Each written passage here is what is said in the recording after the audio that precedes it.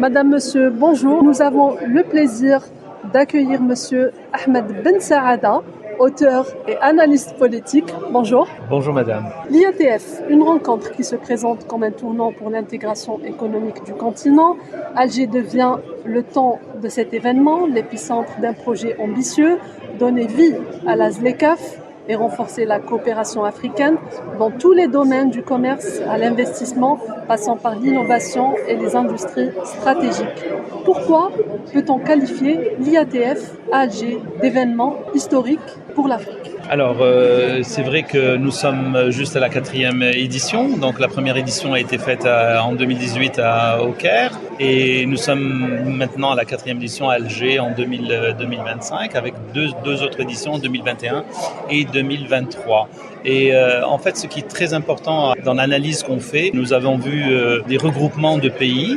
Tout récemment, nous avons vu le regroupement des pays de Shanghai qui s'est tenu il n'y a pas très longtemps.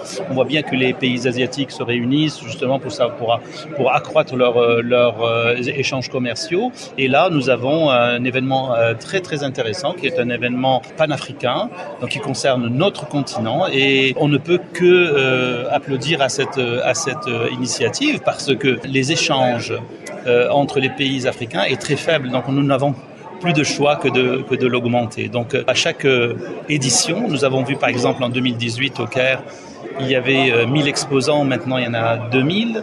Nous avons vu que les volumes d'échanges c'était à peu près une trentaine de millions de milliards de dollars, alors que maintenant, la dernière édition, c'était au-delà de 43 milliards de dollars, et peut-être plus avec Alger. Nous avons vu aussi que le nombre de participants est beaucoup plus grand. Nous attendons, les projections, c'est 35 000 visiteurs, 75 pays, etc. Donc, ce qu'on voit, c'est que à chaque édition, il y a une augmentation, une augmentation non seulement du nombre d'exposants, mais aussi du nombre de participants, de pays qui assistent. Nous avons aussi aujourd'hui une rencontre entre plusieurs présidents et chefs de gouvernement présents à Alger qui ont montré vraiment une image très belle, une image d'un continent qui veut se sortir du sous-développement dans lequel il est. Justement, quels sont les plus grands objectifs de cette plateforme économique et commerciale ?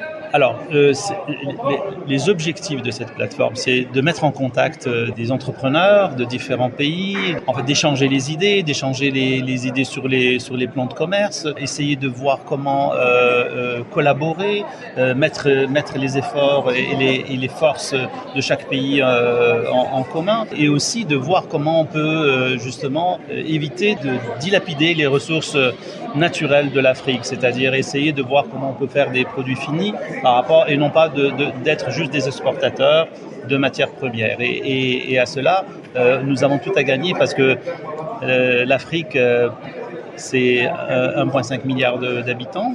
Et c'est un continent extrêmement jeune, comme l'a dit le président Abdelmajid Tebboune, c'est un continent extrêmement jeune, et contrairement à d'autres continents qui sont très vieux. Et donc c'est l'avenir. Nous avons une population en Afrique qui est très très jeune, et les jeunes sont normalement très dynamiques si on leur donne l'occasion de faire valoir leurs compétences et leurs rêves. Quand on parle d'Afrique, on parle de la ZLECAf, qui est au cœur de l'IATF.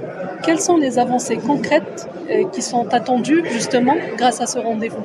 Alors, vous parlez donc des zones de libre-échange. Les zones de libre-échange sont très importantes dans le commerce international.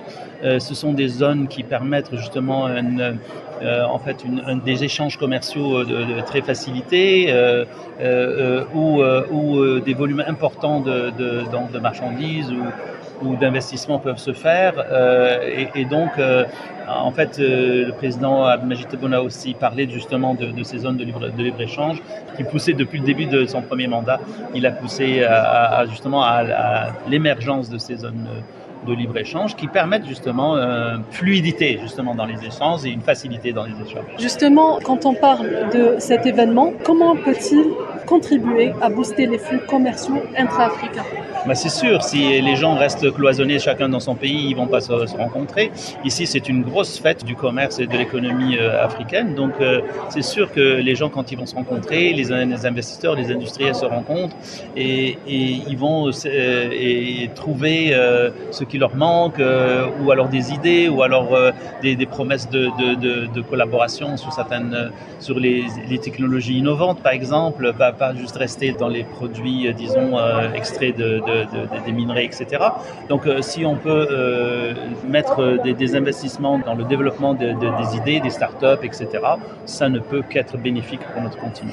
Quels sont les mécanismes, justement, pour accélérer l'intégration des marchés africains? C'est justement de mutualiser les efforts, de trouver des financements qui peuvent suivre des idées innovantes. C'est de travailler sur ce qu'on appelle les énergies vertes, sur l'économie verte en général, sur l'économie du futur, et de croire justement aux idées des jeunes, de les porter et de les faire émerger.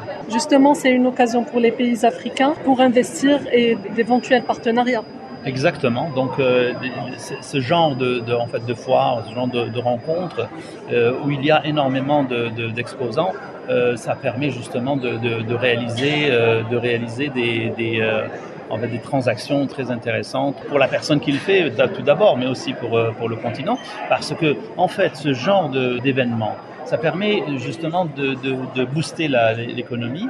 Quand on booste l'économie, on crée de l'emploi. Quand on crée de l'emploi, on lutte contre le chômage et on lutte aussi contre tous les maux de l'Afrique. C'est-à-dire que ces événements-là qui permettent une relance du commerce international intra-africain permettent justement de régler pas mal de maux sociaux. C'est ça qui est très intéressant. Je voudrais juste revenir sur la jeunesse. Le président a bien mentionné que c'est l'avenir du pays. Donc, qui dit jeunesse aussi dit start-up, PME, des jeunes entrepreneurs. Donc, comment leur donner une visibilité réelle à l'occasion de cet événement? Alors, c'est de montrer leur savoir, justement, dans ce genre de foire, de faire des démonstrations, de leur donner la chance d'émerger. Parce que c'est pas simple de partir de zéro d'une start-up quand on est jeune, quand on n'a pas d'expérience. Donc, il faut les encourager. Il faut que des investisseurs croient en eux et les laissent travailler et croient en leurs idées. C'est très important parce que l'innovation vient en général de la jeunesse et est très important. Et j'aimerais juste souligner une chose, c'est qu'il n'y a pas juste les jeunes qui sont mis de l'avant dans cette édition, mais aussi les femmes. Il y a tout un volet pour les femmes et très très intéressant aussi de voir aussi que les femmes investisseurs qui vont participer justement. La femme a toujours été là, présente en Afrique, partout dans tous les pays, et ça serait très intéressant de leur donner la chance d'émerger comme ça dans des occasions comme ça. Comment cet événement force-t-il la place de l'Afrique sur l'échiquier mondial? Alors, de par l'histoire de l'Afrique, ça a toujours été pillé par des pays étrangers, en particulier des pays occidentaux. Et donc, on regarde maintenant que, en fait, les pays ont recouvert leur indépendance, mais l'indépendance n'est pas totale. D'accord. Donc, si on regarde depuis les années 60, quand les pays sont devenus indépendants, et il y a, c'est vrai, une indépendance politique, mais il n'y a pas d'indépendance, disons, économique, et on le voit très bien sur le terrain. Et donc, et maintenant que les Africains se parlent entre eux, que les Africains collaborent entre eux, que les Africains croient à eux-mêmes, je pense que ça va être une lancée vers justement cette indépendance économique qui va justement couronner l'indépendance politique. Monsieur Ahmed Ben Saada, je rappelle que vous êtes auteur et analyste politique. Merci d'avoir répondu à nos questions. Merci de m'avoir invité.